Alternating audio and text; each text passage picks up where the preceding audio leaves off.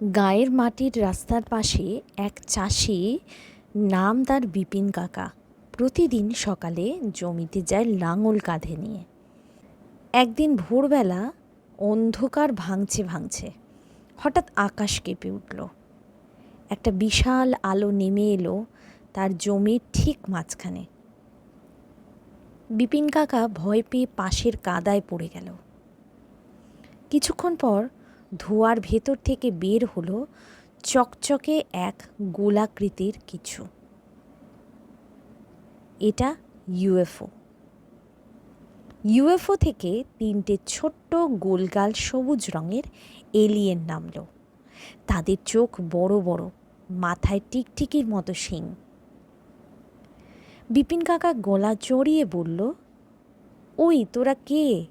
এই জমির দলিল আমার নামে। একটা এলিয়েন ফিসফিস করে বলল, চিন্তা করো না, আমরাও চাষি, প্লুটো গ্রহের ধান পরীক্ষা করতে এসেছি। বিপিন কাকা হাঁ করে তাকিয়ে বলল, তোমরা ধান বোঝো? তারা বলল, আমরা তো ধান দিয়ে জ্বালানি বানাই। শুধু একটা অনুরোধ, একটু তোমার গরুর গোবর নেব। বিপিন কাকা অবাক হয়ে বলল, ধান গেল, এখন আবার গোবর চাও? তারা উত্তর দিল, গোবর মানে তো মহাজাগতিক জ্বালানির খনি।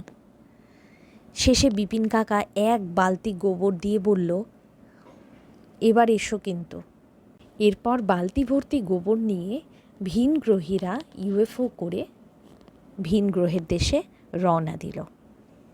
সেই দিন থেকে গ্রামে সবাই মিলে বলাবলি করতে লাগলো যে বিপিন কাকার জমিতে শুধু ধান নয়, এবার নাকি ভিনগ্রহীদেরও চাষ হয়।